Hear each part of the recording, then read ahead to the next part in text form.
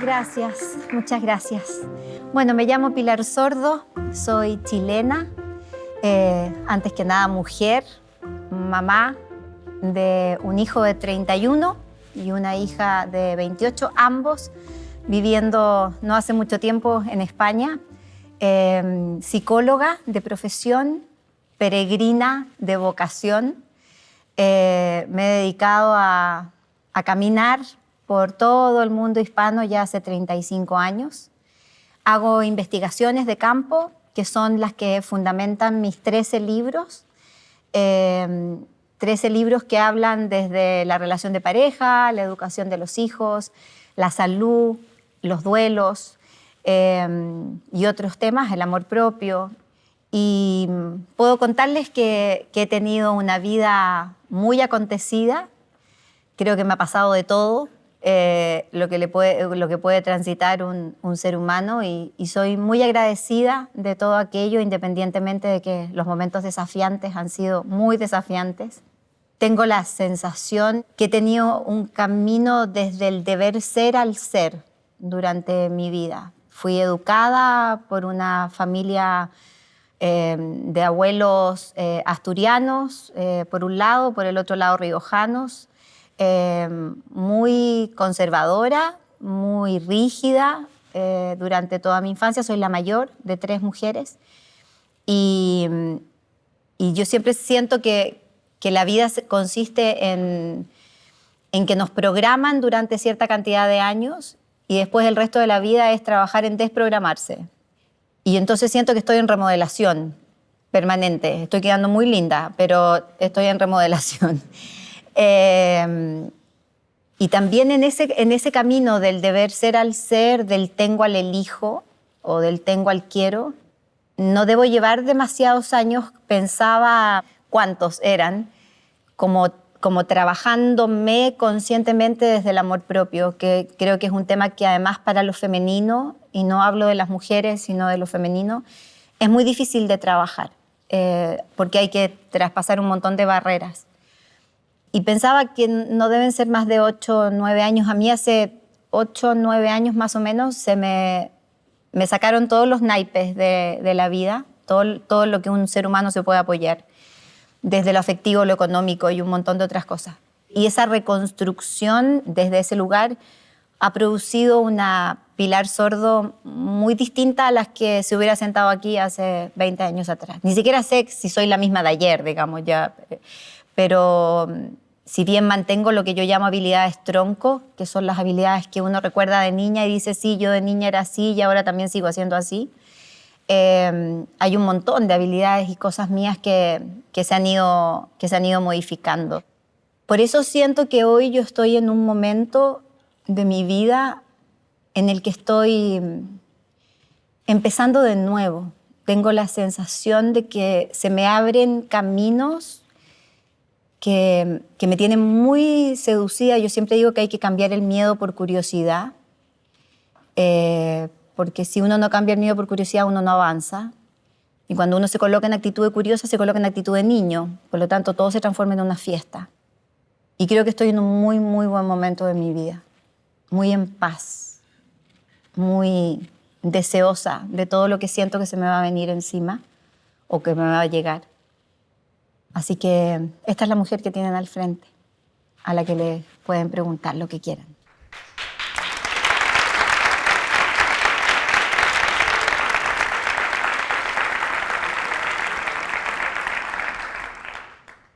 Hola Pilar, tú comentas a menudo que el gran tema al que nos enfrentamos hoy en día es la pérdida del sentido ante la vida.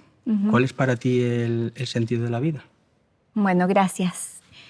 La verdad que en la última investigación, esto fue durante y post-COVID, me refiero a la época más cruda del proceso, empezamos a trabajar, valga la redundancia, en los grupos de trabajo, con personas que se estaban empezando a hacer muchas preguntas. Yo creo que una de las cosas que deja la pandemia es que la gente se está preguntando muchas cosas que antes de la pandemia no se preguntaban y que tiene que ver con el sentido de la vida, con el para qué.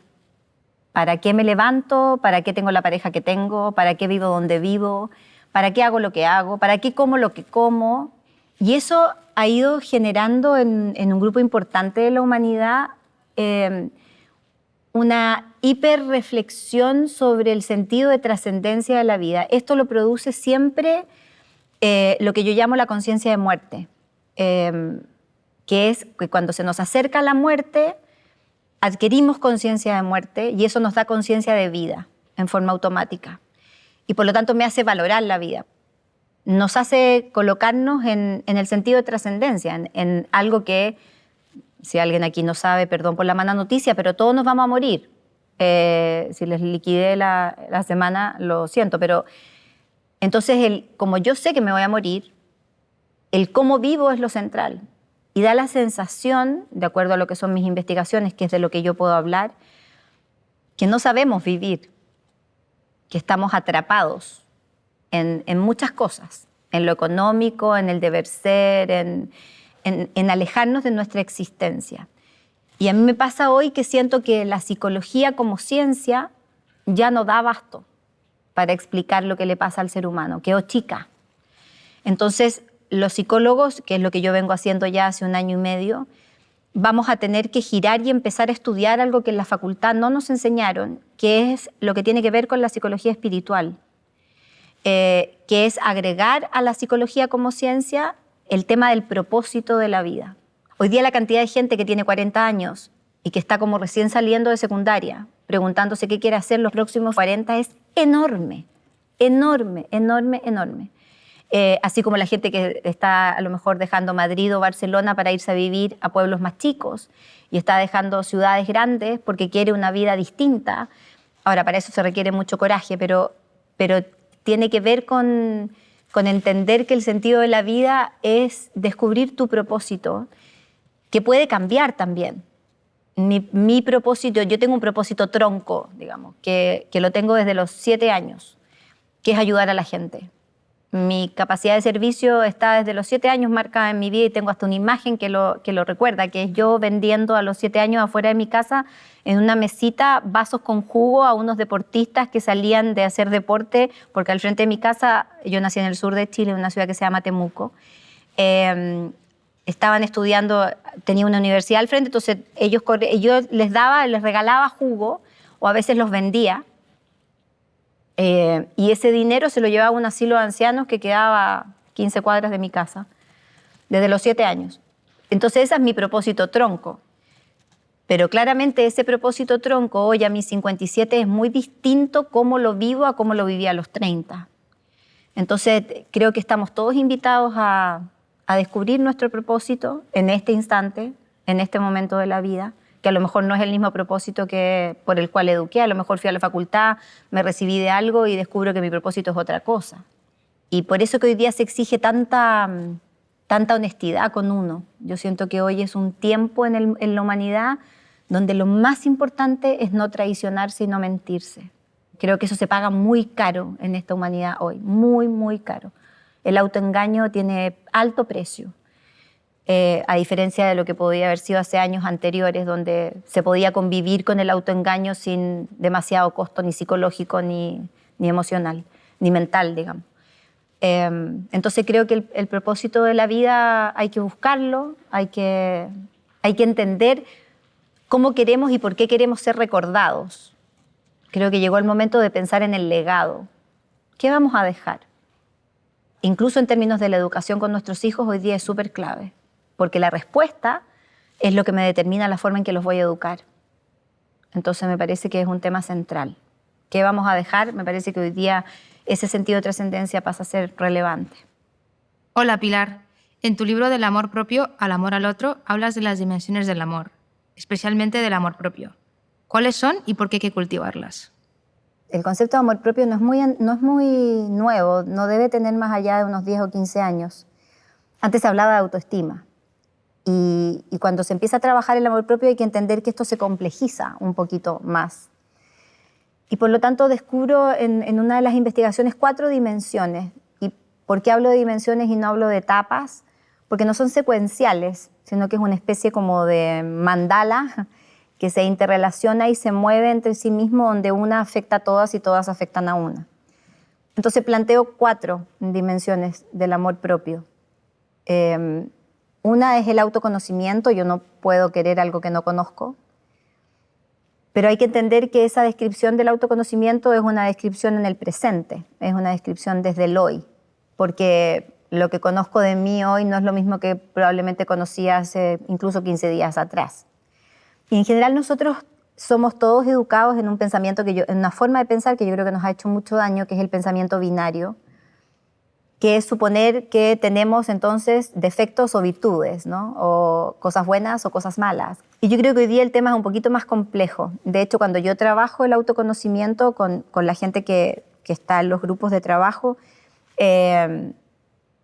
les hago hacer el juego de cómo ellos se autodefinirían, y el casi 100% de la gente toma una hoja y hace una línea en la mitad. Entonces a un lado coloca las cosas que le gustan y al otro lado las cosas que le disgustan de sí mismos. Y esa fórmula ya quedó antigua y ya no funciona.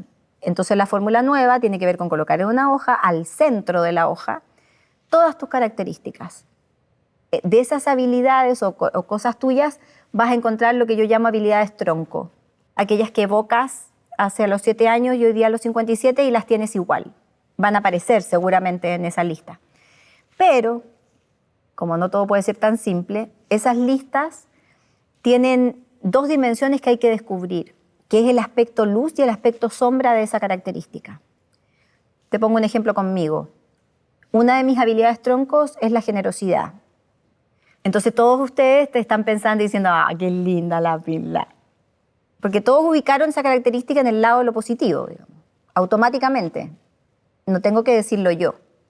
Sin embargo, en el aspecto luz, la generosidad es una muy linda característica, porque evidentemente me coloca al servicio de los otros y eso tiene muchas consecuencias positivas. Pero en el aspecto sombra, la generosidad, casi me mata hace un año atrás, porque producto de la pandemia yo llevo 25 años acompañando gente a morir, que yo le llamo a cruzar el puente. Y producto de la pandemia hay un reconocimiento que me dio la Fundación de la Felicidad, que depende de Naciones Unidas. Entonces llegué a un momento en el que yo contuve 800 muertes en 15 días, preparando ritos de despedida, acompañando gente que estaba en el proceso. A eso agréguenle además la dimensión de los cambios de horario. Por lo tanto, mucha gente cuando estaba en Chile durmiendo, yo estaba despierta porque estaba acompañando a alguien en Tokio, por ejemplo, que no se me olvida más esa persona que era un venezolano. Bueno, y eso me produjo 2 alteraciones cardíacas súper complicadas, por ser muy generosa, por no tener la capacidad de decir que no. Entonces, la generosidad tiene un aspecto luz y un aspecto sombra. Te nombro otra característica mía, que es ser obsesiva. En el aspecto luz, me ha permitido escribir 13 libros, esa característica. Y en el aspecto sombra, me ha hecho sufrir un montón. Entonces, cuando yo empiezo a trabajar mi autoconocimiento desde esa mirada, ya no hay características positivas o negativas, hay características. Y yo tengo que descubrir si voy a elegir sacar la luz de esa característica o me voy a caer en el aspecto sombra de esa característica. Y eso es para cualquier habilidad que ustedes descubran de sí mismos. Una vez que yo trabajo este autoconocimiento, paso a la segunda, que es la autoaceptación, donde acepto eso que acabo de, entre comillas, conocer o descubrir en mí. Y eso podría parecer sencillo, pero la verdad que dado los mandatos que nosotros tenemos, hay mucha gente que tiene muchísima dificultad para descubrir sus luces y sobre todo para poderlas decir. Porque si yo digo, por ejemplo, que soy generosa, hay gente que podría pensar que yo estoy siendo vanidosa. ¿Cómo ella dice así tan libremente que es una buena persona, por ejemplo? Yo siento que soy una buena persona, trabajo todos los días para eso. Pero eso puede ser catalogado socialmente como prepotencia, como soberbia, sobre todo en las mujeres, mucho más que en lo masculino, por lejos. Entonces no es tan fácil aceptar las luces. Y aceptar las sombras a veces es más fácil todavía que aceptar las luces. Porque estamos entrenados para saber lo que nos cuesta, lo que hacemos mal, todo el mundo nos educa en el no, no te caigas, desde los niños saben mejor lo que hacen mal que lo que hacen bien. Entonces, autoaceptar parece simple, pero no es tan simple. Hasta ahí, con el autoconocimiento y la autoaceptación, yo estoy en la autoestima. Y ahí yo puedo decir, a mí la Pilar Sordo hoy día me cae bien. O me caigo mal, digamos, dependiendo de esa conclusión. Para pasar al amor propio necesito 2 variables más, que son el autocuidado y la autoprotección.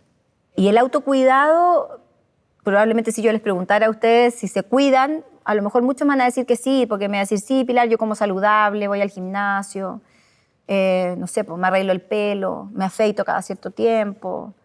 Claro, y eso es autocuidado, sin duda, pero nosotros tenemos que cuidar los 4 cuerpos que tenemos. Así que si pensaban que tenían problemas con uno, están en el horno porque tienen 3 más. Primero está el cuerpo físico, que es al que yo tengo que hacer descansar, sentir que es como el templo de mi alma, por lo tanto lo cuido, lo alimento sano, lo hago descansar, lo mimo en la medida de lo posible, intento verme lo mejor posible. Después está el cuerpo mental y el emocional, que están en un solo cuerpo, donde en el mental están todas las creencias que nosotros aprendimos, todas los eslogan que conducen o dirigen nuestra vida, que a veces ni siquiera son conscientes, y que yo tengo que aprender a observar, preguntarme si me quitan paz, y si me quitan paz tengo que modificarlos. Y está mi cuerpo emocional, que tiene que ver con que yo todas las noches me debiera preguntar si hoy tuve ganas de reír, me reí, si tuve ganas de llorar, lloré, si tuve miedo, dije que tuve miedo, si me enojé con algo, pude expresar ese enojo. Ese es un mínimo chequeo emocional que uno debiera hacer todas las noches antes de dormir, porque el cuerpo habla lo que la boca calla.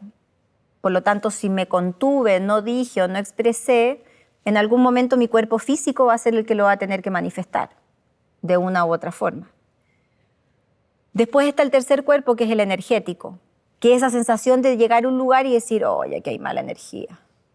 Ese cuerpo energético las mujeres lo podemos percibir mucho más fácil. Y les pongo un ejemplo cotidiano que es un clásico. Pues supongamos que yo estoy acá y estoy con mi pareja. Y aparece un tercero. Ese tercero lo conoce mi pareja, yo no lo conozco. Se conversa entre los 3. Se va ese tercero. Mi pareja me pregunta, ¿qué te pareció? Y yo le digo, simpático. Y él me mira extrañado y me dice, ¿pero cómo? Me dice, un tipo súper confiable. Estamos empezando incluso a contratarlo dentro de la empresa porque, no sé, tiene unos antecedentes increíbles. Y ahí viene la clásica frase femenina. Mira, no me preguntes qué es, pero hay algo que a mí no me termina de cerrar. Y cuando ese personaje liquida a mi pareja con algo, la clásica frase femenina es, yo te lo dije. Ahora, esa intuición a las mujeres nos funciona mucho mejor con lo externo que con lo interno. Porque una de las consecuencias del modelo patriarcal es que nos cortaron la intuición. Nos cortaron el cable y nos dijeron, no, cada vez que ustedes escuchen el alma están locas. Nosotros les vamos a decir, lo masculino, les vamos a decir cuando ustedes estén bien. Entonces yo digo, a mí me están siendo infiel. Aquí, lo siento aquí hay algo que me pulsa y me dicen que algo está pasando en mi pareja. Por lo tanto, el gran trabajo de lo femenino en estos tiempos es volver a conectar con ese cable. Es volver a conectar con la intuición, es volver a no dudar de lo que yo aquí en el centro de mi pecho, que es donde se supone que se deposita el alma, siento. Y por lo tanto tengo la obligación de cuidar esas energías, lo masculino y lo femenino. Si yo voy a un lugar donde cada vez que salgo de ahí tengo la sensación de estar como si me hubiera pasado un camión por arriba, o voy a ver una tía y cada vez que veo a esa tía termino con dolor de cabeza, yo tengo que entender que eso es un daño a mi cuerpo energético. Después está el cuarto cuerpo, que es el astral, que es el que me permite el contacto con lo superior. Por lo tanto, yo tengo que cuidar esos 4 cuerpos. Y después está la autoprotección, que es la cuarta dimensión, que tiene que ver con la capacidad para poner límites, aprender a decir que no, habilidad que cuesta mucho más en el mundo de lo femenino que de lo masculino, por un exceso de definición de lo que nos enseñaron que era ser noble, y parece que el ser noble implica nunca decir que no. Entonces, si yo empiezo a decir que no, me vuelvo egoísta. Por eso que desarrollar amor propio tiene un costo alto. Desarrollar amor propio y aprender a amarse implica tener mucho coraje, porque hay un montón de gente que me va a dejar. que me va a encontrar loca, que me volví egoísta, que me transformé. Y a veces incluso trabajar amor propio implica un camino bastante solitario, pero que a mi juicio, si uno trabaja esas 4 dimensiones, vale la pena vivirlo. Hola, Pilar. Para muchas personas, hablar de lo espiritual suena algo místico y alejado de la realidad. ¿Qué es para ti lo espiritual? La espiritualidad para mí tiene que ver con el sentido de trascendencia de las cosas. Tiene que ver con el para qué. No tiene que ver con lo religioso, ni con una religión determinada, pero la espiritualidad trasciende lo religioso. Se puede servir de ella, pero no, en realidad podría decir que incluso no la necesita. Si yo en la medida en que logro trascender y logro preguntarme el para qué las cosas son, el por qué pasó algo determinado que dentro del curso de mi razón no tiene explicación, si yo trabajo la espiritualidad le voy a encontrar un sentido, le voy a encontrar un mensaje, algo que se me presenta frente a la vida y que mi cabeza, con mi educación y el formato con el que fui educada, no lo logra explicar. Va más allá de las emociones también la espiritualidad, trasciende lo que siento. Yo diría que tiene más que ver con la intuición, con ese pálpito de sentir algo que aparentemente no tiene, o sea, no que aparentemente, no tiene explicación concreta, física o tangible. Y a mí me parece que hoy la humanidad está, sobre todo el mundo occidental, para el cual estos conceptos han sido más nuevos que para el oriental, que los vienen ya hace millones de años, se está abriendo a entender que hay una fuente de información distinta, nueva, y empezando a creer también en eso. A mí me seduce mucho ver cómo en la medicina, por ejemplo, se han ido incluyendo dentro incluso de los tratamientos a ciertas enfermedades, la medicina alternativa, donde ya los médicos pueden hablar de distintas formas alternativas de curación que antes era impensado. Se sentía casi como una especie de brujería en el mal sentido de la palabra. Y también me gusta mucho visualizar a la psicología más receptiva o abierta a lo que psicólogos antiguos como Víctor Frank, o que hablaban del trauma del nacimiento y otras cosas, ya venían hace rato hablando de espiritualidad, y en algún momento por nuestros modelos económicos y políticos de nuestra vida eso se fue cercenando y cortando. Creo que el reencontrarnos con la espiritualidad como una realidad o forma de conocimiento es reencontrarnos con nosotros mismos, es volver al ser y dejar de mirar solo el tener y el hacer, que son las grandes 2 fuentes que nos enseñaron como causas de identidad. Hola Pilar, una preguntita. Sé que tienes rituales para comenzar bien tu día. ¿Podrías contarnos algunos de ellos? Cuando me funcionan y los hago. Lo que pasa es que el tema de los rituales matutinos tiene que ver con algo que ha descubierto la ciencia no hace mucho tiempo, que es que a qué dedicas tus primeros 20 minutos del día te va a determinar la energía y la conciencia con la que vas a transitar el resto del día. Y cuando uno analiza esos primeros 20 minutos, uno descubre con terror que lo primero que hacemos es agarrar el celular o prender el televisor, conscientemente y voluntariamente, eso es lo absurdo, para solo recibir malas noticias, electivamente, digamos. Y eso naturalmente determina no solo tu estado anímico, sino que también tu estado vibracional para poder transitar el día. Y hoy, desde la ciencia, yo puedo medir si estoy en estado vibracional alto o bajo. Las vibraciones bajas son el miedo, la vergüenza, la culpa, la rabia. Las altas son la gratitud, la prosperidad, la abundancia, la alegría. Por lo tanto, el cómo yo elijo partir el día desde esas vibraciones o desde esa actitud positiva pasa mucho por lo que pienso acerca de mí cuando el día parte y lo que de alguna manera empiezo a hacer. Entonces, bajo ese punto de vista, yo lo primero que hago o aprendí a hacer cada vez que despierto es dar las gracias. Es lo primero que hago. Después intento tener 3 frases mentales, todo esto antes de bajar de la cama, ¿no? 3 frases que hablen de mí, que sean positivas, optimistas y cariñosas acerca de mí. De ahí bajo, digamos, me levanto. Todavía no he tomado el celular, independientemente que se me dan las manos, y llevo mucho tiempo practicando, pero se me dan las manos por agarrarlo. De ahí intento hacer algo de meditación, que aprendí a meditar, o sea, estoy aprendiendo a meditar, en realidad aprendí, es muy... Nadie aprende nada, nadie se recibe ni se titula de nada en la vida, pero estoy aprendiendo en ese proceso. A veces he intentado armar una rutina de ejercicio que me ha costado un mundo porque por mi tema cardíaco que tuve el año pasado, cada cierto tiempo parto con entrenamiento y me lo suspenden y parto. Estoy aprendiendo así ya, pero clase número 1, -4, hacer yoga. O sea, hacer posturas de yoga, porque la yoga tiene muchas cosas, la meditación, la respiración, las posturas, las afirmaciones, todo eso es yoga. Independientemente de lo que yo pueda hacer o decirte, yo creo que lo importante es tener conciencia de qué hago durante esos primeros 20 minutos, en términos de rutina diaria, pero sobre todo qué pienso durante esos 20 minutos. El ir observando los pensamientos es asombroso.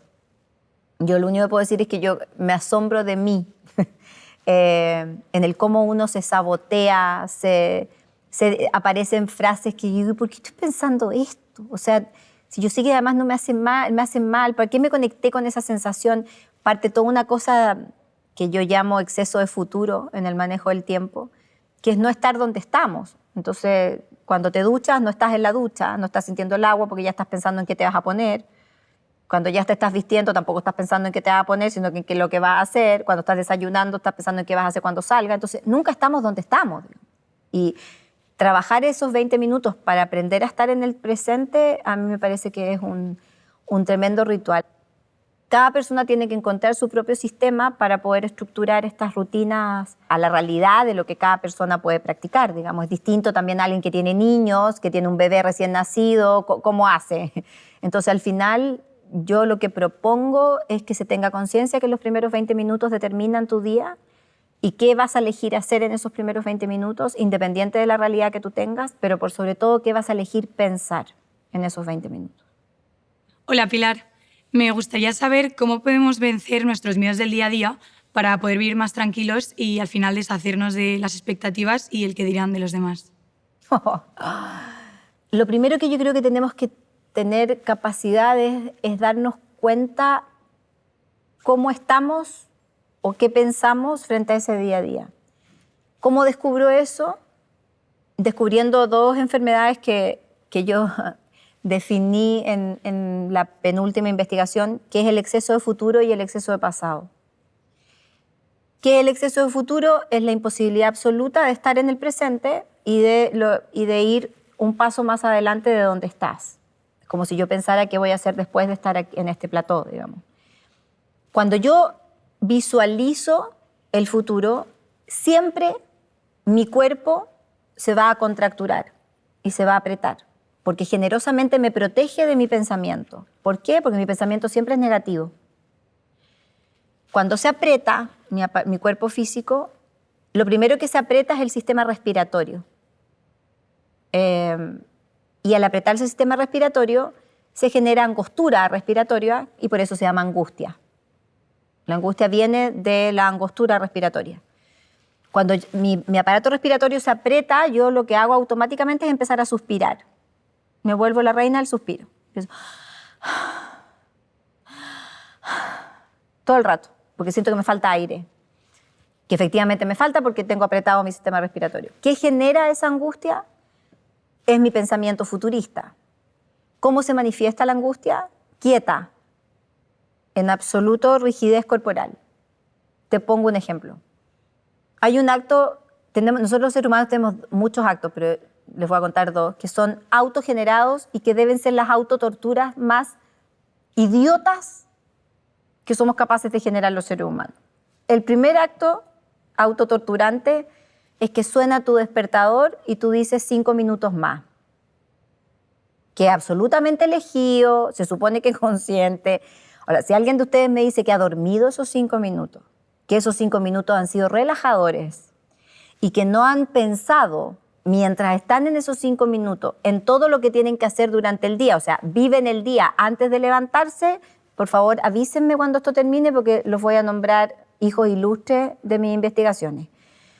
Esos 5 minutos son absolutamente torturantes. Lo único que uno hace es planificar todo lo que va a venir en el día y como ya te quedaste 5 minutos más o 10, entonces empiezas a eliminar cosas. No me voy a lavar el pelo hoy. No, porque ya no alcanzo, porque estuve 10 minutos, entonces el café, que yo tenía planificado tomármelo tranquila en mi casa, no, me lo voy a tomar en el trabajo. Entonces ya no tomé café, tampoco me lavé el pelo, entonces ya salí malhumorada porque el pelo lo tengo sucio. Y eso sigue estando en no movimiento, yo sigo acostada. Mientras hago todo esto, sigo acostada, rígida. Por eso es que con la angustia no se come nada, pues no entra ni el agua. La otra versión del exceso de futuro es la ansiedad, que se vive absolutamente en forma inversa. Se vive en absoluto movimiento, con mucha inquietud motora, donde se te olvida y se te pierde todo, donde tienes la sensación de que tienes un hoyo adentro de la panza que tienes que llenar con algo. Entonces vas al refrigerador, lo abres, dices quiero comer algo, después dices no tengo hambre, lo cierro. Después no sabes cómo, pero tienes un pan dentro de la boca que no tienes idea cómo entró, porque no te acuerdas que lo fuiste a buscar. Preguntas el celular, ¿dónde lo dejé? ¿Alguien ha visto el celular? Porque tu cabeza está en el futuro y al perder contacto con el presente te dispersas. La ansiedad siempre se va a vivir en movimiento, a diferencia de la angustia que se vive en absoluta rigidez corporal. Para salir de la angustia hay que moverse, porque eso es lo que te hace que el pensamiento negativo o futurista se te desbloquee, y para salir de la ansiedad hay que respirar y mantenerse quieta para volver al presente. Ambas dos son acompañadas por el miedo. Las dos te generan, uno transita con el miedo, en ese proceso. El exceso de pasado tiende a generar 2 síntomas, que son la melancolía y la tristeza, que es la gente que supone que antes era más feliz que hoy. Y eso también se hace en rigidez corporal, también se hace generalmente sentado o tirado como acostado en un sillón, pero siempre sin movimiento, que es esta cosa del excesivo recuerdo. Y desde ahí es donde surge también la depresión en esa situación cuando hay exceso de pasado.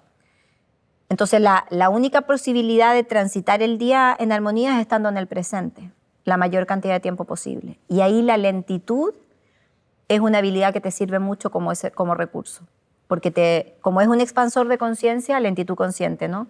Te permite, porque hay gente lenta que no es consciente, estoy hablando de una lentitud consciente, que te permite poder estar en el aquí y en el ahora. Y hay otra cosa que me gustaría mencionarte, que es entender, pero entender desde la emoción, no entender desde lo cognitivo, que tu mundo interior define tu mundo exterior. El cómo estás define lo que te va a pasar. El cómo eres define lo que te va a pasar. La vida no es de ninguna manera objetiva. La vida es de acuerdo a cómo yo la veo y a cómo la leo. Entonces, el cómo yo expando esa conciencia de que mi mundo interno determina y que no voy a permitir, que eso es algo muy clave, que nadie me quite la paz. Y en eso soy consciente durante el día. Para transitarlo, puedes empezar a transitar el día de una manera más armónica, sorprendiéndote de lo que te vaya a pasar, aprendiendo de las experiencias que puedan ser desafiantes durante el día. Porque al final, de lo único que se trata la vida es de tener conciencia. Teniendo conciencia, todo es mucho más fácil. Cuando uno funciona en piloto automático es cuando se entrampa y la gran mayoría de la humanidad está en ese piloto. Yo te quería preguntar si consideras que la intuición es una fuente de conocimiento tan válida y tan fiable como puede ser la razón, por ejemplo. Lo primero que se me vino a la cabeza era preguntarte, ¿y la razón es una buena fuente de conocimiento? Sí, yo considero que es una fuente de información fundamental, la intuición. Creo que tiene menos distorsiones incluso y menos errores. Nos equivocamos menos cuando creemos en nosotros, cuando existe como la certeza de que lo que yo siento, pienso e intuyo está en un mismo nivel de congruencia. Creo que el gran tema con respecto a ese punto es tener silencio interno. es que no haya ruido. Yo siempre digo que una decisión está bien tomada cuando es silenciosa, cuando no hay nada que te jode. Pero si te está molestando la cabeza y tú le estás dando vuelta, es como para. A lo mejor no es el momento, a lo mejor no es la situación.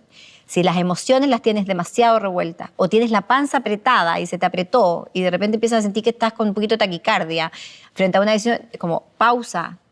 Una buena decisión siempre se va a dar en silencio, lo cual no quiere decir que no tengas miedo, porque las decisiones importantes de la vida todas se toman con miedo. No hay ninguna que a mí yo tengo, uno de mis libros se llama Un segundo de coraje, porque creo que la vida tiene o te hace tomar decisiones de un segundo para otro. Y es un segundo, no es un minuto, eso ya es mucho rato. Es un segundo de coraje, que es como llamar y decir se terminó. Es como chan. Ese segundo de coraje, generalmente la gente a mí me plantea 2 excusas para no tomarlos. La primera es que no es el momento, Pilar. Voy a esperar a que mis niños crezcan, hace frío, viene Navidad, después de Reyes. Nunca es el momento para tomar una decisión. Una decisión de las difíciles en la vida, nunca es el momento. Uno nunca está preparado para nada, digamos. Y la segunda excusa que me dan es que tengo miedo. Entonces voy a esperar a que se me pase el miedo. Digo, uy, se te va la vida. O sea, las decisiones, si yo les pregunto a ustedes qué decisión importante de sus vidas, de las importantes, han tomado sin miedo, me van a decir que ninguna. Todas han sido un vértigo. Ahora, ¿por qué las toman? Porque están convencidos que al otro lado del miedo está la plenitud para ustedes. Y eso se siente, eso es intuitivo 100%. Porque alguien podría decirte, pero si estás asustada, espera un poco. No, pues si el miedo va a estar en el tránsito de toda la decisión, no me va a dejar ni un solo segundo. Pero es como lanzarse en Benji, ¿no? O hacer canopy. Es como... Y de ahí salgo y lo tengo que tomar. Ahora, ¿qué me hace tomar la certeza absoluta de que al otro lado está mi paz interna? Entonces, sí, yo creo que la intuición... Y creo que además estamos en tiempos históricos, por llamarlo así, o sociológicamente hablando, en que la intuición está teniendo mucho poder y está siendo creída, que es lo que a mí más me gusta. Entonces me parece que esté siendo una fuente de información importante que acompaña a la razón y a las emociones y al cuerpo, me parece que ni siquiera está separado de eso, en realidad habla todo junto al mismo tiempo. Buenas, Pilar. Tú has investigado mucho sobre la feminidad y los roles de la mujer dentro de la historia. ¿Por qué crees que la mujer se priva y boicotea su propia felicidad? Voy a hacer un cambio en tu pregunta y te voy a hablar de lo femenino, que no es lo mismo que las mujeres. ¿Por qué? Porque pueden haber varones que tengan aspectos femeninos muy desarrollados y van a producir la misma cosa que tu pregunta, digamos. Y pueden haber muchas mujeres que tengan el lado masculino muy desarrollado y eso que tú preguntaste no les está pasando. Yo creo que en mi generación, la de los 50 y algo, hacia arriba, venimos educadas en un modelo cultural mucho más estricto y más saboteador de la felicidad, con dificultades muy grandes en el amor propio, donde hemos tenido que aprender a conectar con el disfrute, pero habiendo trabajado el deber ser por muchos años, que lo tiene la generación de mi hija, por ejemplo, que tiene 28 años, va a cumplir 29 muy pronto, que vienen con otro chip. Pero yo aquí te quiero describir que hay algo en lo femenino que ayuda a eso, que es que lo femenino es esencialmente retentivo y lo masculino es esencialmente soltador.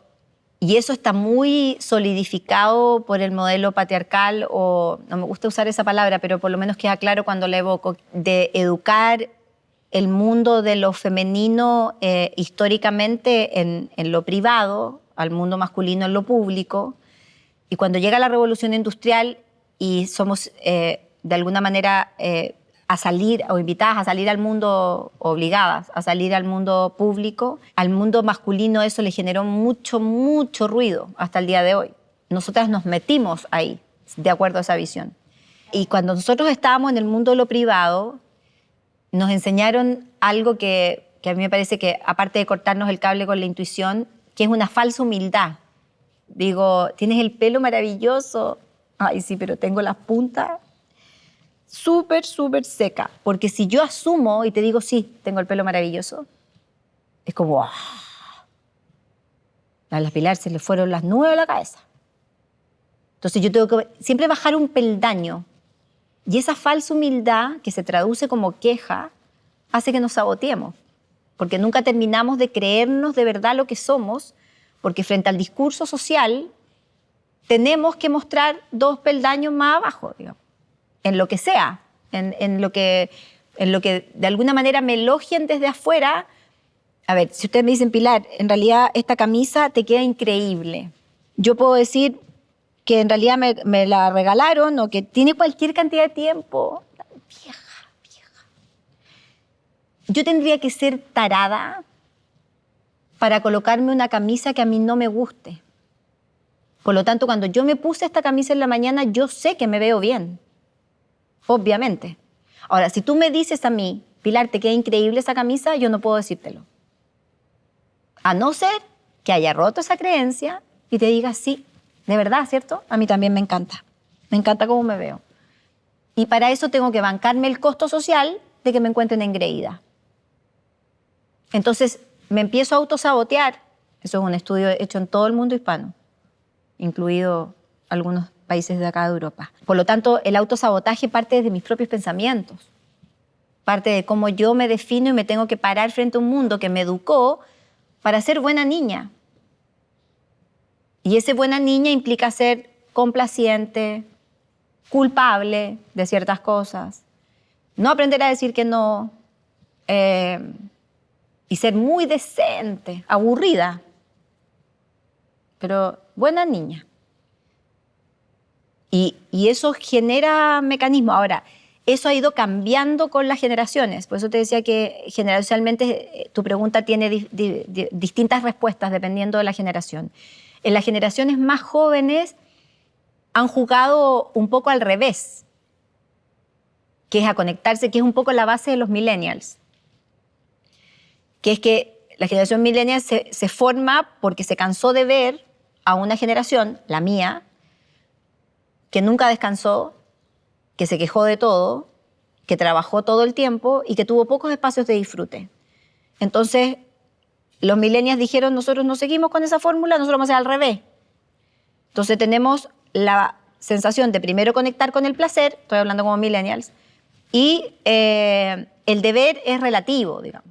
Si me da placer, sí, si no, no. Por eso se cambian tan seguido de trabajo, por eso tienen un montón de otros motores que son como reacción, porque no nacieron de un repollo, ¿no? Son reacción de una generación que estaba estructurada al deber y que aprendió a conectarse con el placer a lo largo de la vida. Si bien partieron conectándose desde el placer, el viaje lo tienen que hacer igual de vuelta.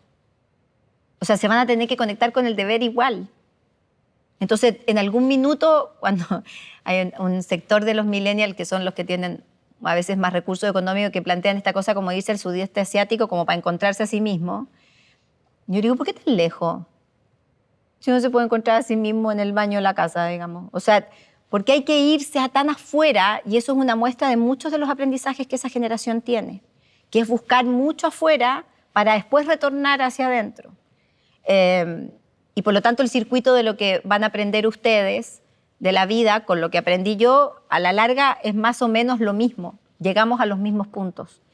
Pero sobre todo yo siento que lo femenino tiene la obligación de trabajarse a sí mismo para romper estos mandatos, para volver a creer la intuición, para aprender a soltar, para aprender a decir que no, para conectarse con su femenino sin perder la capacidad del hacer, o al revés, como hay un grupo enorme de mujeres que están solo centradas en el hacer y se olvidaron de su femenino, van a tener que volver a encontrarse con su femenino para poder hacer una integración más completa, digamos. Porque si no, nos volvemos a polarizar. Entonces, no, como humanidad creo que se está requiriendo otra cosa que tiene que ver con el yin y el yang, ¿no? Con la integración absoluta de lo femenino y de lo masculino, de la luz y de la sombra, como lo plantaba Jung en el tema de los arquetipos. Creo que necesitamos eso. Y la única manera de no sabotearse de lo femenino es aprendiendo a soltar, dejando la culpa, dejando estos dos enemigos de lo femenino que son el ser complaciente y el ser culpable. y asumirme en los costos de mis decisiones íntegramente, incluyendo mis aspectos femeninos y masculinos al mismo tiempo, cosa que no es nada fácil para el mundo de lo femenino. Porque o nos dedicamos a ser mujeres muy guerreras, muy de resolver, muy de trabajar el amor propio y qué sé yo, o estamos en el tema de lo femenino, pero sin el hacer. Entonces, el hacer tiene que estar metido dentro de lo femenino, que generalmente el hacer estuvo más ligado hacia lo masculino históricamente, ¿no? Por eso lo divido. Pero en el fondo tampoco está dividido. Pero sí internamente estamos llamadas o invitadas a trabajar eso. Que ya no se debiera hablar de hombres y de mujeres, sino que poder estudiar dentro de nosotros, dentro de mí, cuáles son mis elementos femeninos y masculinos.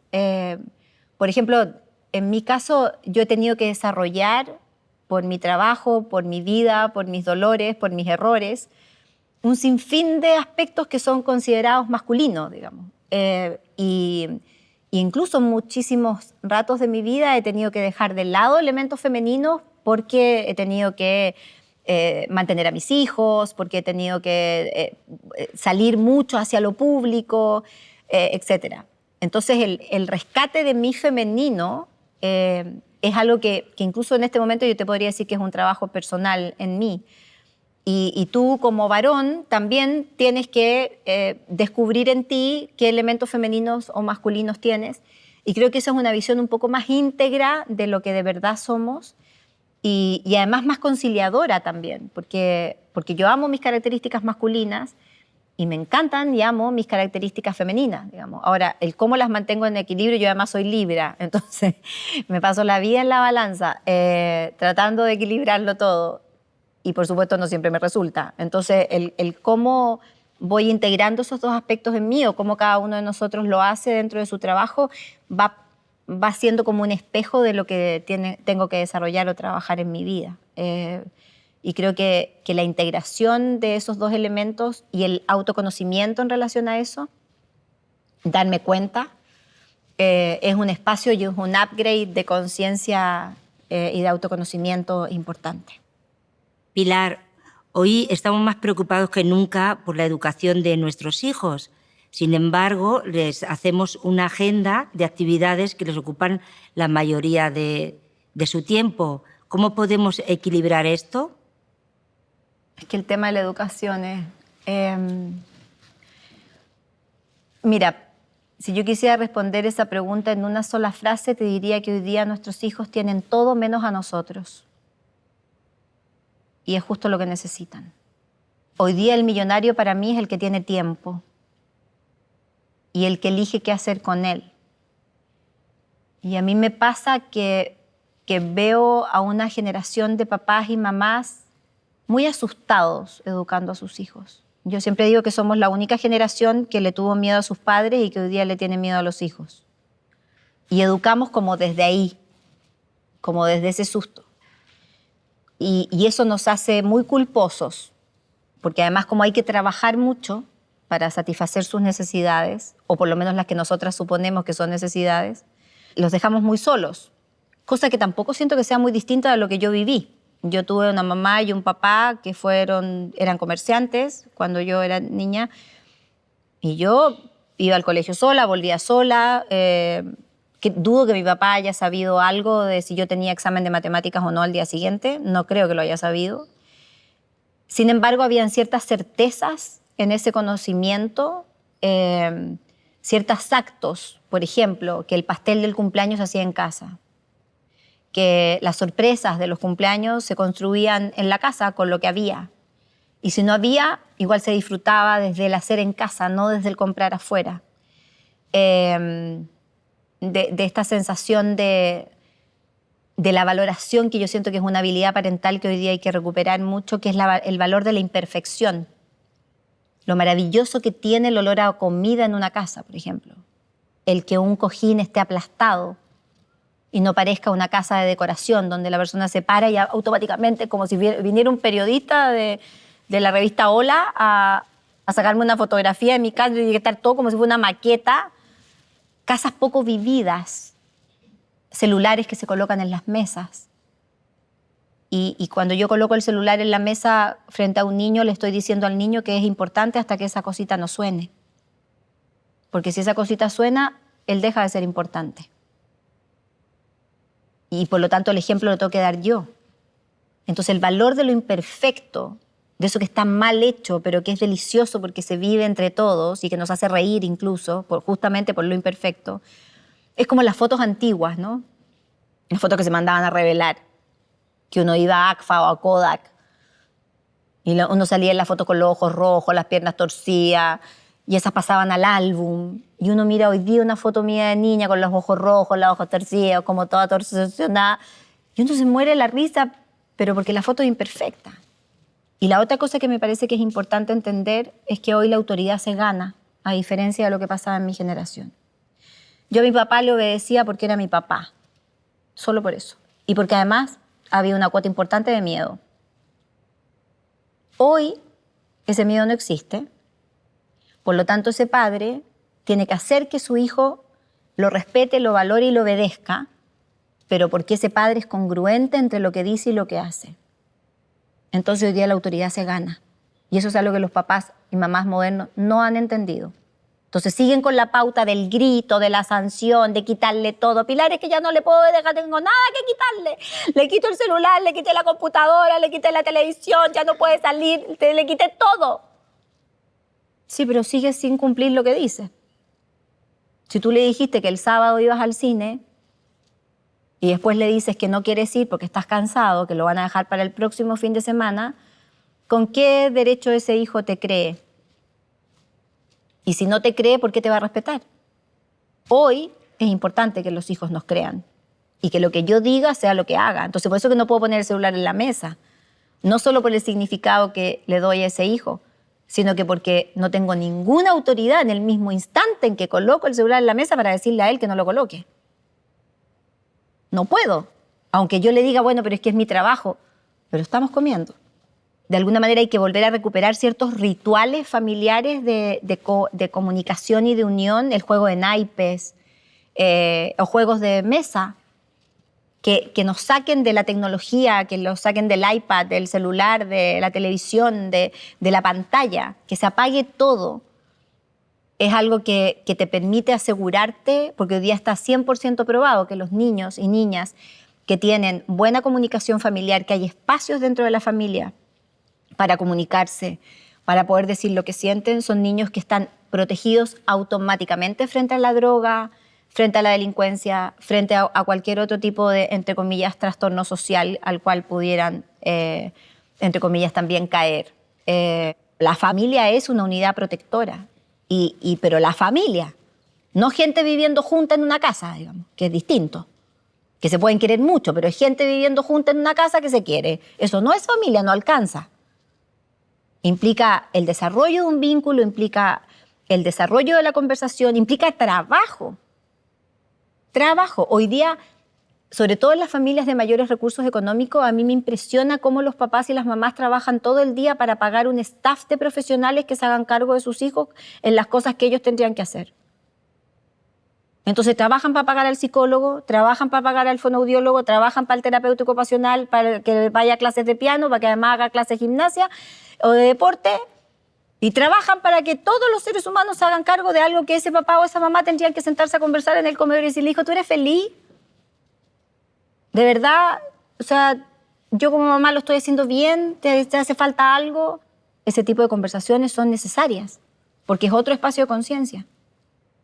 Es distinta a la conciencia que tenía mi mamá o mi papá cuando me educaron, que era la básica. Que la niña tenga buenas notas, que la haya bien en el colegio, que no esté enferma, que medianamente sea contenta, que tenga amigos. Chao, no había más preocupación. Hoy hay infinitas preocupaciones, porque hay infinitos cuestionamientos de esos niños que necesitan ser, si no son respondidos por nosotros, por lo menos contenidos, sí, pues tenemos que tener la obligación. Lo que pasa es que hay papás y mamás que no quieren hacer ese trabajo. Es como la frase de Einstein que me encanta, que es la frase de locura, que dice, ser loco es querer obtener resultados distintos haciendo lo mismo, digamos.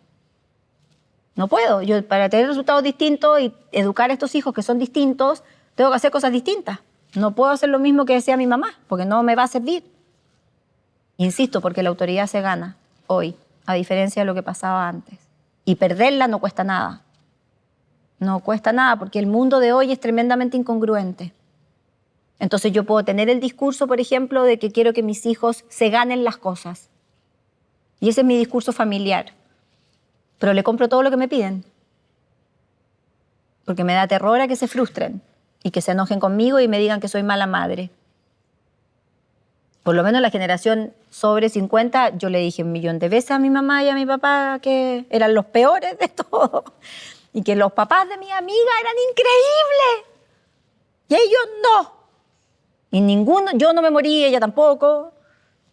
Ni siquiera está en el recuerdo de la familia. Nos reímos, de hecho, con eso, hoy.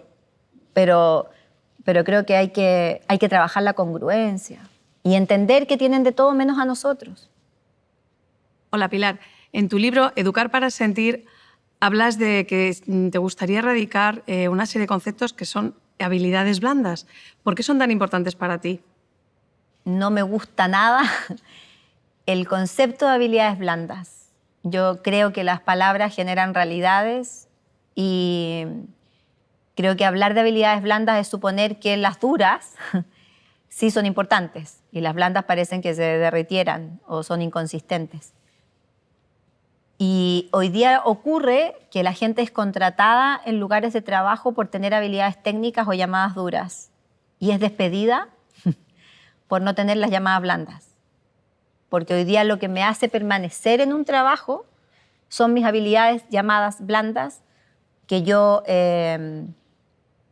le cambié el nombre en el libro de Educar para Sentir o Sentir para Educar por competencias emocionales. Y esas competencias emocionales son las que no solo me hacen permanecer en un trabajo hoy, sino además me permiten ascender en ese trabajo. Y esas competencias emocionales son mi capacidad para escuchar, mi capacidad para resolver conflictos, mi empatía o capacidad para ponerme en el lugar del otro, mi capacidad para sonreír. Hoy el concepto de liderazgo es un concepto que afortunadamente, en mi opinión, ha ido cambiando brutalmente y hoy un buen líder es un líder que tenga, como ante cualquier cosa, la honestidad emocional. Y esa honestidad emocional tiene que ver con autenticidad. El líder tiene la obligación de seducir. Y no existe en este momento, antes se podía seducir desde el conocimiento. Entonces un líder tenía que saber mucho, porque existía poco acceso al conocimiento. Entonces la gente que sabía era porque había hecho un máster, un recontramáster, un PGGGG, todos los IGDDD, porque no había acceso a eso. Hoy día yo tengo posibilidades de acceder a todo tipo de información, sin estudiar nada. Puedo aprender de lo que quiera. Por lo tanto, va a pasar algo en el mundo de lo laboral, que es que se va a volver a reconstruir el valor del oficio. Ese oficio que tenía el zapatero, que arreglaba los zapatos o que uno llevaba a arreglar algo o a arreglar un surcidor japonés que arreglaba la ropa o qué sé yo, eso va a empezar a tener otro valor distinto hoy día porque de verdad yo puedo aprender lo que yo tenga ganas. Entonces, ¿cómo yo reconozco un buen líder? O cómo seduce un líder o cómo va a ser permanente en el tiempo ese líder por su honestidad emocional, por la congruencia que tiene entre lo que dice, lo que piensa y lo que siente y lo que hace, digamos. Entendiendo que para llegar a ser ese buen líder casi prácticamente necesita solo habilidades mal llamadas blandas, porque las técnicas no le van a ayudar. Si yo tengo 2 médicos que de hecho trabajaron conmigo en una investigación, los 2 estudiaron la misma técnica de endoscopía, los 2 en la misma universidad tuvieron el mismo nivel de calificaciones. ¿Por qué uno, que fue lo que pasó en el estudio, estaba lleno de pacientes y tenía lista de espera y el otro no?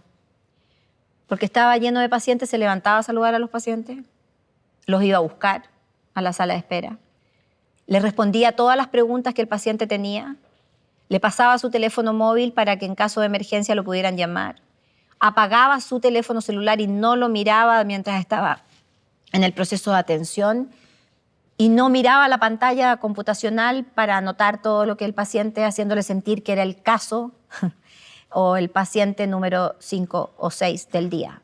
Todas esas habilidades primero se aprenden en casa, en la facultad no te las enseñan jamás. Y son habilidades blandas, que son las que al final te sostienen un desarrollo laboral o profesional.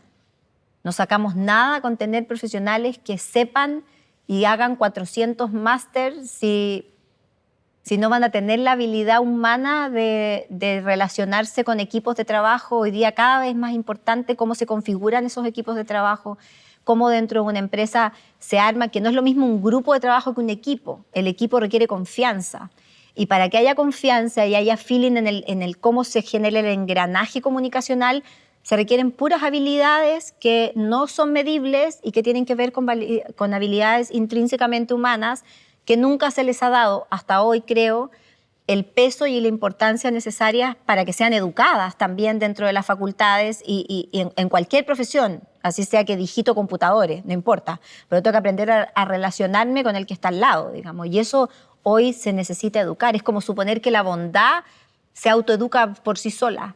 La bondad es algo que hay que entrenar y se entrena dentro de esa unidad básica y se entrena también dentro de la escuela y se entrenan en todas las subunidades educativas que ese niño o ese adolescente o ser humano vaya desarrollando. Si dejamos de lado eso, entonces solo vamos a tener el tecnicismo, lo práctico, lo funcional. Bueno, ya estamos como estamos, un poquito por eso, porque esa habilidad humana de cercanía, de mirar a los ojos, de decir gracias, de aprender a decir por favor, de cosas mínimas, hoy día parecen casi exclusivas de algunas personas cuando debieran ser casi lo más común. Y esas son puras habilidades internas, intrínsecas, o sea, que de verdad son, a mi juicio, tienen que ser educadas. Hola Pilar, mi nombre es Rosa y soy estudiante de psicología. Uy, qué lindo. Por eso quería preguntarte por qué dices que ser feliz no es un derecho sino una obligación. Porque si no, ¿a qué vinimos? Yo creo que vinimos a este plano a tres cosas, siempre lo planteo, que es a aprender a amar, a dejar huella y a ser felices.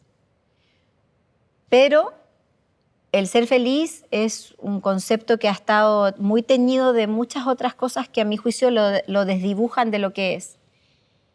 A nosotros se nos convenció que ser feliz tenía que ver con estar contentos. Entonces, conectamos la felicidad con la alegría. Y donde suponemos que solo vamos a ser felices si estamos contentos. Entonces hay que hacer muchas cosas para estar contentos. Y eso nos mete en un vértigo social muy peligroso, que tiene que ver con la obligación de estar contento. Y la felicidad no tiene nada que ver con la alegría. La alegría es maravillosa, pero es una emoción que es transitoria, a no ser que yo la trabaje para ser permanente, fundamentalmente desde la gratitud. Pero es una emoción transitoria. Yo no puedo estar contenta todo el tiempo, pero sí puedo ser feliz todo el tiempo. Yo puedo estar triste y ser feliz. Puedo estar viviendo un duelo y ser feliz. Porque la felicidad no tiene que ver con la alegría ni con alguna emoción, tiene que ver con la ausencia de ruido. La felicidad tiene mucho más que ver con el silencio que con el ruido. Tiene más que ver con la paz, con la serenidad, con el poder respirar profundo y sentir que está todo en armonía, cuerpo, mente, cabeza. Y eso se trabaja, eso no es azar. No creo en la suerte tampoco, pero porque creo que se construye y se determina en base a lecciones, mini elecciones, desde cómo despiertas, qué te vas a colocar, qué vas a comer, con quién vas a estar, elegir la gente con la que de verdad funciona o tiene predicamentos en relación a ti, que hace sintonía contigo. Entonces, en ese concepto me parece que sí, que es una obligación, pero quizás más que una obligación, porque eso tiene como un mandato de sufrimiento, me parece que es una decisión, es algo que yo decido todos los días. Y te quiero contar una anécdota. Cuando el último terremoto grande que nosotros tuvimos en Chile fue en el 2010. Y a mí me tocó liderar como la reconstrucción emocional de muchos lugares, porque además de terremoto hubo tsunami en Chile en ese momento.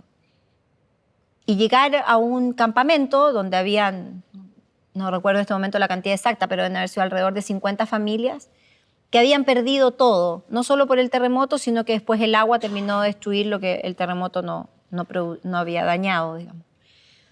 Y dentro de este campamento yo empecé a trabajar el tema del miedo, porque había mucho miedo a dormirse, todos teníamos mucho miedo a dormirnos porque el terremoto había sido de madrugada, como a las 3:50 de la mañana, y en la noche habían siempre más réplicas, entonces había mucho susto a dormir, siempre dormíamos con la luz prendida, incluso hasta vestidos.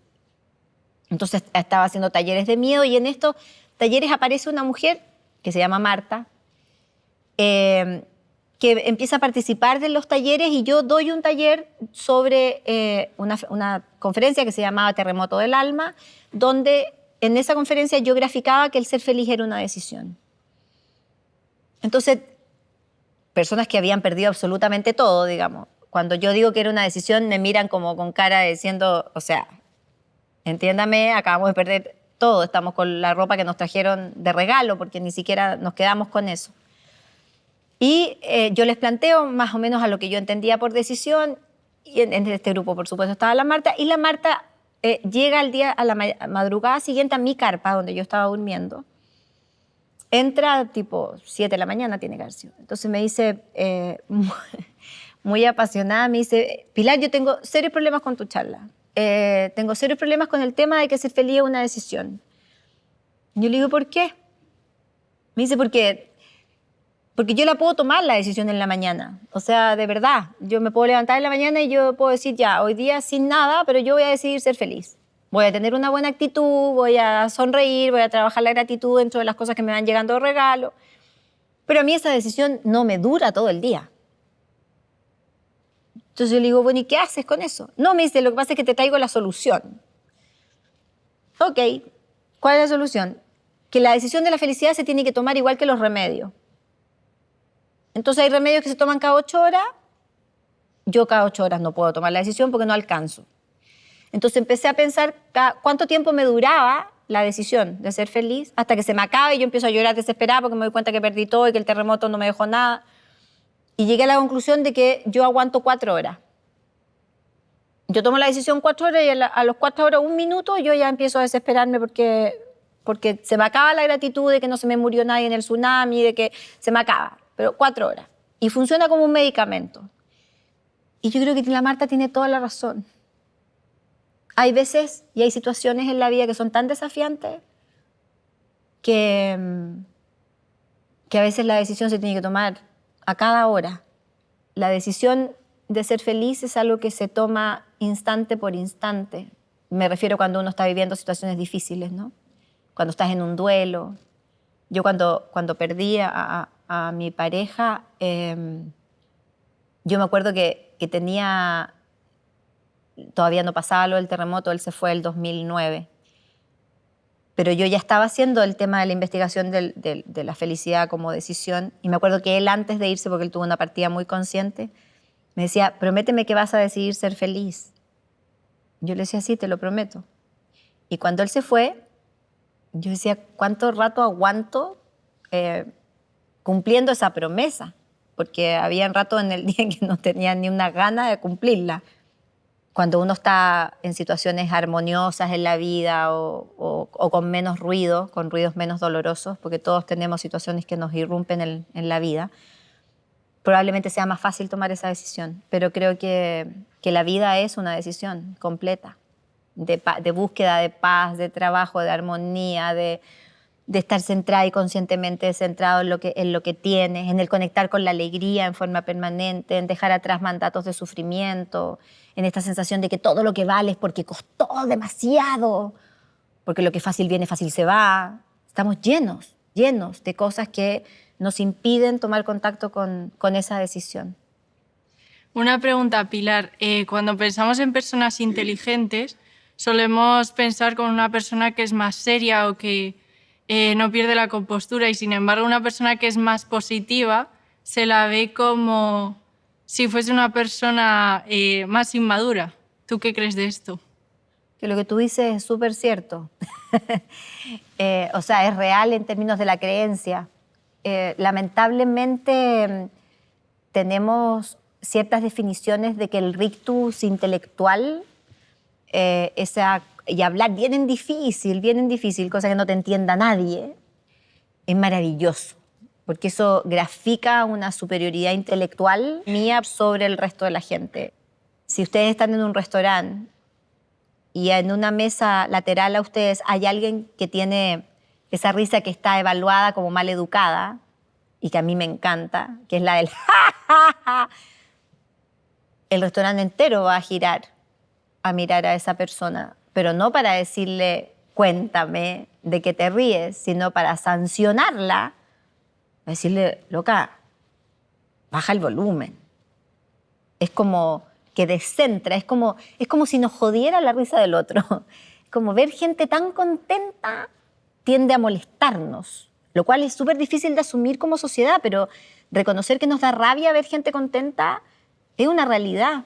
Y eso tiene que ver con la sobreintelectualización, con suponer que el ceño bien fruncido, ojalá bien marcado aquí, bien marcado, ya yo supongo que esa persona es estudiosa. Y si es malhumorado y lee mucho. Y con una sensación de que su bagaje cultural está determinado por su cara contracturada, digamos. En cambio, si yo soy demasiado... Bueno, de hecho, a mí en mi historia profesional me ha pasado mucho eso. Yo, de hecho, trabajé con el mejor humorista de Chile, que es Coco Legrand, en mi opinión, ayudándolo en sus libretos y eso, y yo fui muy castigada en Chile por mezclar la psicología con el humor, porque la superficializaba automáticamente. Entonces, la sacaba de la academia, ¿no? Y claro, y uno es considerada como, si uno se ríe mucho y tiene muy buen sentido del humor, es muy positiva, es como livianita. Y yo, que toda mi vida trabajé y estudié, y siempre he sido como ustedes me ven, entonces era considerada como linda la Pili. Esa frase yo la escuché mucho mientras estudiaba psicología. Linda ella. Ella, siempre tan positiva, siempre creyendo lo bueno de la gente. Y claramente eso está mandatado por un tema cultural que nos enseñó que lo difícil es lo que vale, que la contractura es lo que tiene valor intelectual. Y eso tiene que ver con nuestros prejuicios y con nuestra profunda ignorancia. Yo siempre he creído que la inteligencia abunda en la gente que se ríe. Porque es la gente que, si trabajó el sentido del humor, que para mí ha sido una salvaguarda tremendamente importante de mi desarrollo mental y emocional, de todas las situaciones dolorosas que me ha tocado vivir en la vida. A mí el humor me ha salvado de muchísimas cosas.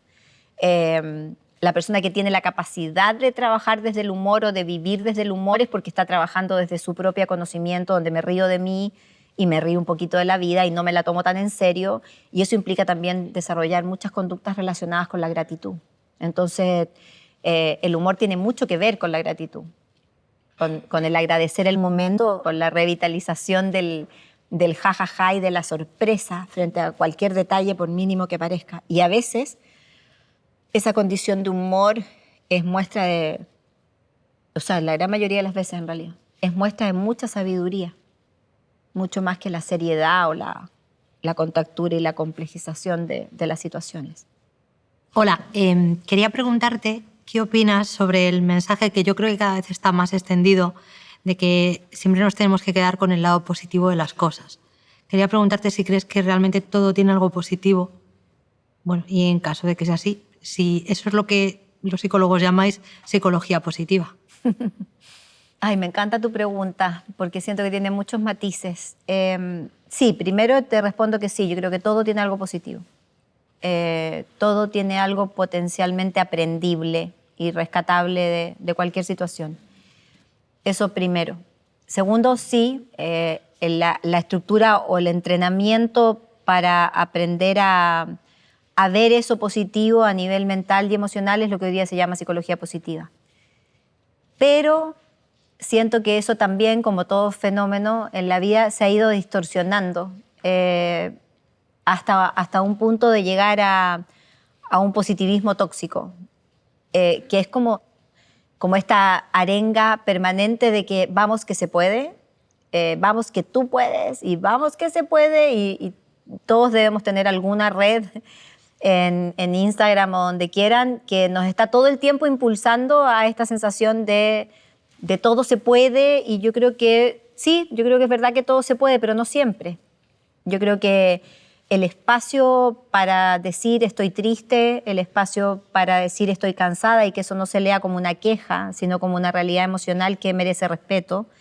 El espacio de poder llorar un día entero o simplemente no querer levantarme, me parece que es algo que tenemos que respetarnos. Hoy existe como una moda del no sentir, del no involucrarme demasiado, de medir todo lo que digo y lo que hago para que el otro o la otra no vaya a concluir que, por ejemplo, estoy muerta por él. O entonces, como queriendo contestarle, lo dejo en visto para que en realidad él no piense que yo estoy pendiente de que me entre o no me entre el mensaje, entonces le dejo esperando. O sea, todo un juego que es muy estratega y que es tan alejado de la humanidad y lo que el ser humano tiene o debe o debiera desarrollar. Entonces yo creo que el espacio de la vulnerabilidad, del arriesgarme a sentir, del arriesgarme a perder en ese sentir, del arriesgarme al dolor, pero no querer perder la dimensión de conectarme con la vida, me parece que es algo que hay que recuperar. Y siento que de repente en este positivismo tóxico de no permitirte estar triste o en esta competencia que a mí me asombra mucho, como la competencia de dolores que tenemos. Entonces, si tú me llamas y me dices, oh, Pilar, estoy con un dolor de espalda gigantesco, y yo te digo, uy, ¿te mueres? Yo. No, yo tengo una jaqueca.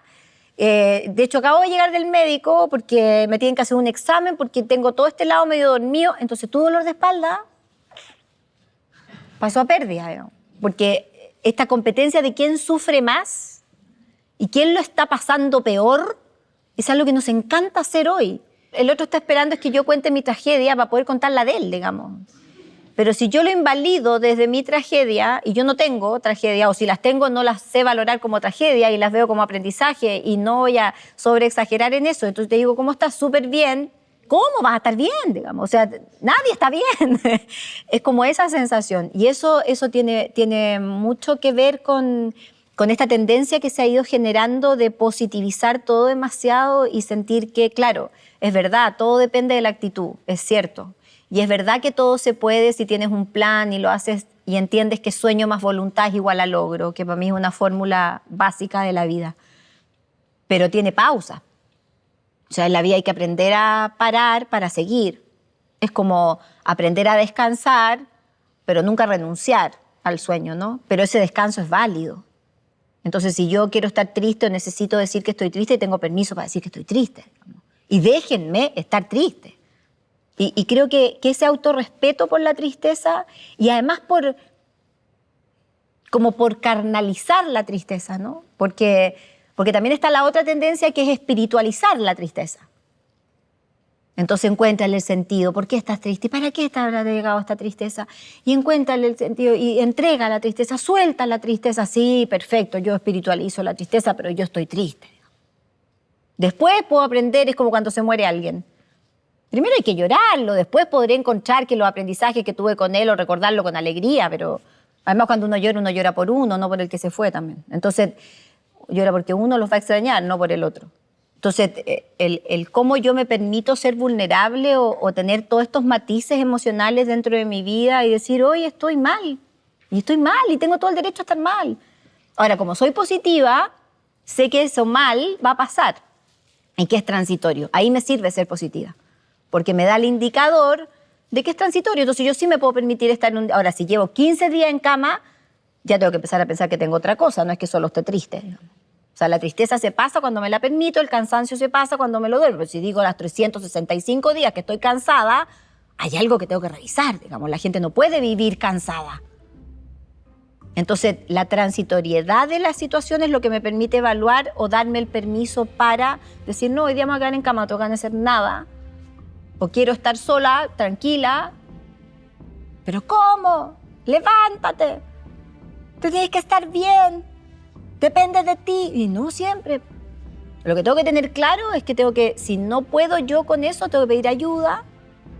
Y si puedo con eso, me tengo que permitir el break para después continuar. Pero ese break a mí me parece que es un derecho básico. El descanso, la pausa, el observarme, el darme cuenta cómo estoy, el tomar contacto con eso es requisito fundamental para aumentar los niveles de conciencia, si no, no se puede.